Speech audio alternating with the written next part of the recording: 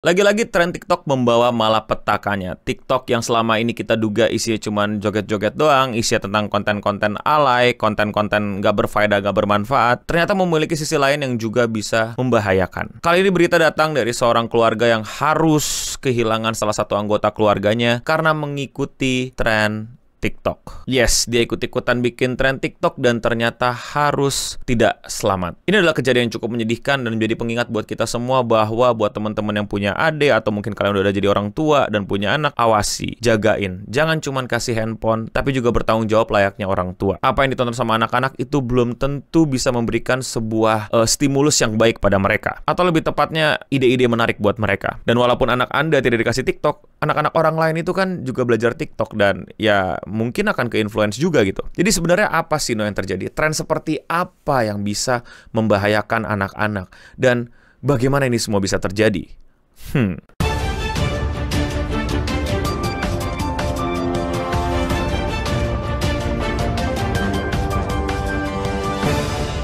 Jadi ada seorang anak namanya Dus. Dia adalah anak tertua di keluarganya, masih berumur 13 tahun, ditemukan sudah tidak bernafas di kamarnya. Orang tuanya cukup kaget dan cukup bingung bagaimana bisa tahu-tahu anaknya yang sehat-sehat aja, baik-baik saja, tahu-tahu sudah tidak bernyawa. Orang tuanya sempat memanggil 911 meminta bantuan dan akhirnya bantuan datang, namun sepertinya itu semua terlambat karena setelah dicek dia sudah tidak ada. Dan dia dicurigai bundir. Tapi bukan bundir yang biasa, melainkan bundir yang dicurigai karena tren TikTok. Bagaimana bisa begitu? I heard something where this young person tried to make themselves pass out and I guess they came back from it. Jadi katanya ada tren yang dimana tuh kayak orang-orang berusaha untuk pingsan terus balik lagi. Dan itu adalah kegiatan yang memang lagi rame di TikTok dan itu disebut dengan Blackout Challenge. The globe, and it's happening behind the doors of teenagers' bedrooms right here in Adelaide. Then my head hit the wall. Boom. I heard a thud and I ran up the stairs, and as I got to the top of the stairs I could hear him like groaning.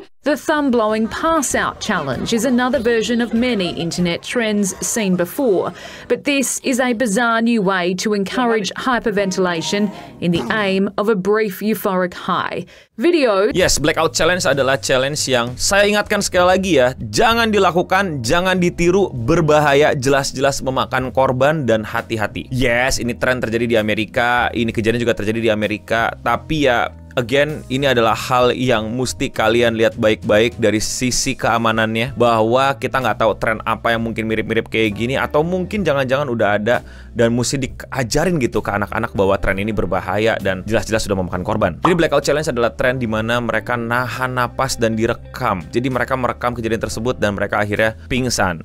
Beberapa selamat, beberapa enggak. Along with the ones that have gone wrong, resulting in seizures, injuries, and hospital stints. Yes, jadi ini bener-bener bukan 1-2 biji doang korbannya. Udah banyak gara-gara Blackout Challenge ini. Siapa yang bikin pertama kali, no? Siapa yang nyebarin pertama kali, no? Siapa yang ini segala macam? Sampai sekarang nggak ketahuan siapa, tapi somehow kayak populer banget di kalangan anak-anak di barat. Gue nggak mau jelasin detail caranya dan bagaimana, udah pasti jangan dilakuin. Tapi intinya ya ngapain nahan napas sampai meninggoy? Mending kalau pingsan gitu, meninggoy. Dan korbannya udah banyak, jadi si keluarga bingung banget karena anaknya sehat-sehat aja, bahkan anaknya tuh senang-senang aja gitu, nggak ada kayak tanda-tanda depresi, ada masalah dan lain-lain. Tahu-tahu ya kayak gitu aja udah nggak ada. Makanya sangat dicurigai ini anak ikutan Blackout Challenge. Tapi menurut yang gue baca ini masih belum jelas, masih simpang siur juga. Tapi ya keluarga bener-bener bingung gitu. Dan yang uniknya adalah keluarganya ini tuh sangat strict sama social media. Bahkan dia nggak punya akun gitu. Jadi kayak ada parental control yang dimana dia bisa punya social media tapi dia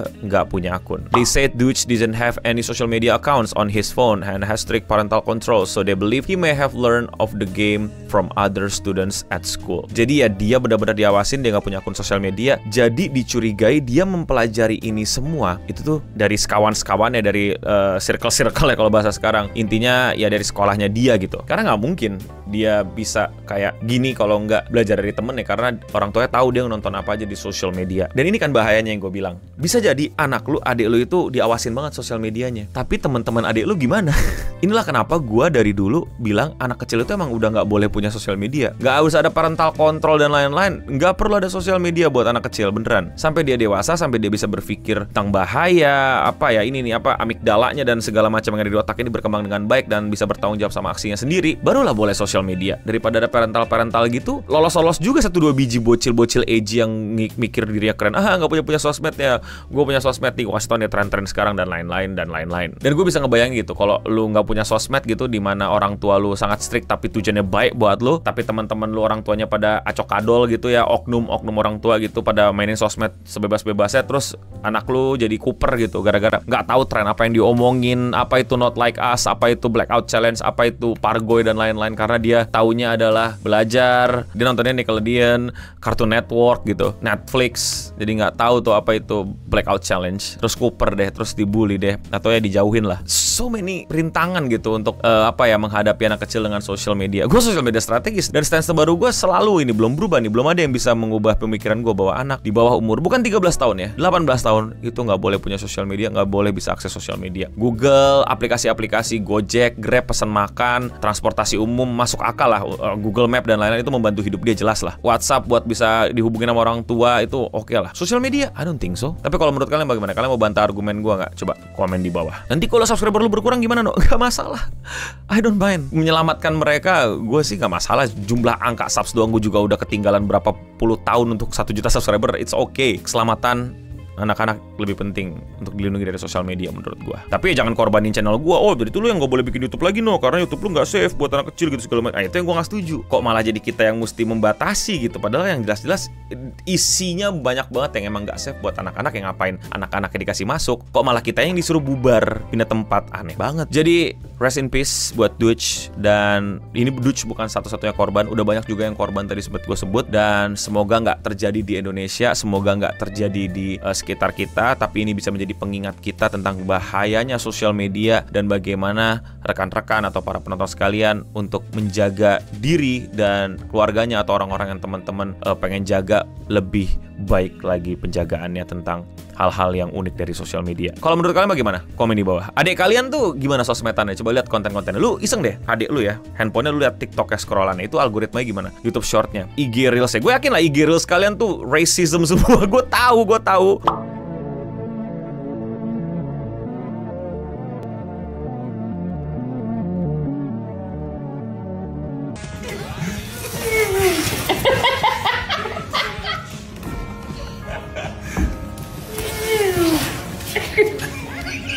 It's fine, but it's you ya, udah gede segala macam. Gimana dengan adik lo? Apakah isinya cosplayer belahan? Nah, gimana tuh? Coba cek dan komen di bawah. Jangan bikin ngambek adik lo juga ya, nangis-nangis ya. Tapi ya itu lu dengan keluarga lu coba diobrolin. Seperti yang kalian tahu, sebentar lagi gue akan kehilangan subscriber karena gue mengencourage yang belum cukup umur untuk jangan nonton gue. Jadi buat kalian yang udah cukup umur, support gue dengan sesimpel klik tombol subscribe.